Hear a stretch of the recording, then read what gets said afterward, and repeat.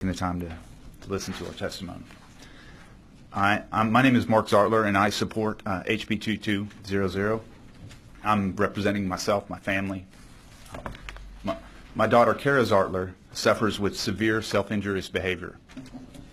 She's had these behaviors since she was 4. She repeatedly hits herself in the face, and they get stuck in a loop, and they don't stop. They just roll all day long. She's always had a team of doctors. She's UT Southwestern Medical Center. She has great doctors right now. She's really in the finest autism people in Dallas, and that's the way it's always been. Her mother and I have been trying different medicines for 13 years to work on these behaviors. We're still adjusting. We haven't given up on modern medicine. We can't. She currently takes 5 prescriptions. They help her, but nothing stops these severe episodes once they start. Once they start get rolling, her mind gets into this loop. Cannabis vapor treatments, 100% of the time, 100% effective. They always modify her mood, so it's a medicine for her. It's not the only medicine she takes, but it's kind of a vital part of her program. It's a medical necessity. We've always told her doctors about the treatment. We take whatever risk we have to take because of drug interaction issues. These are serious problems. So we just had to live with that risk for a while. They can't offer us advice back except to look for interaction precautions from what they know. It would be a blessing if we could actually have a two-way communication about that beyond drug interaction precautions. In February, I released a treatment video that to promote awareness for people like Kara's condition that cannabis is an effective treatment, and hopefully to move you guys. The video it went crazy. It's been seen 100 million times. We've been on the local news multiple times, local papers, Washington Post. It's just been huge, bigger. I never imagined any of that to happen. We did expect CPS to be involved because we were publicizing and it's a pickle for them. We've met with them twice. They don't have an alternative plan. They don't have an alternative plan to tell us, they've got no better thing for Kara. It's basically a tacit recognition that it is medicine. So she's kind of broken the whole process. They can't quite close the case because there's a illegal, we're using an illegal substance to treat her. So that's just it's in limbo. Cannabis oil, from a crime standpoint, these aren't slap on the wrists because the oils carry stiff punishments.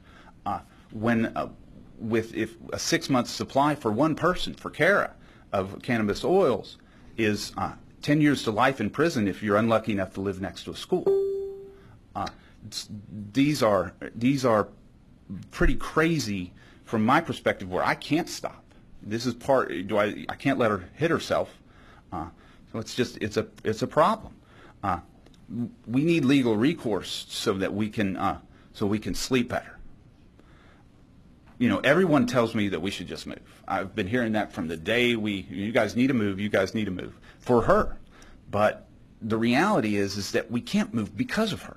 We've been advocating with the schools we have been lawyers and stuff, and now she's been in Richardson School District since she was 2.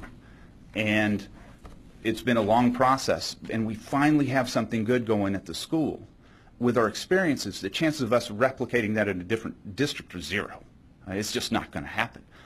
And so then we also have our social services. We have she has HCS. We've waited a long time for these things. They're going fine. My parents live down the street. My wife's live across town. They need us. We need them. Saying that we should move is kind of glib, but it's not really possible.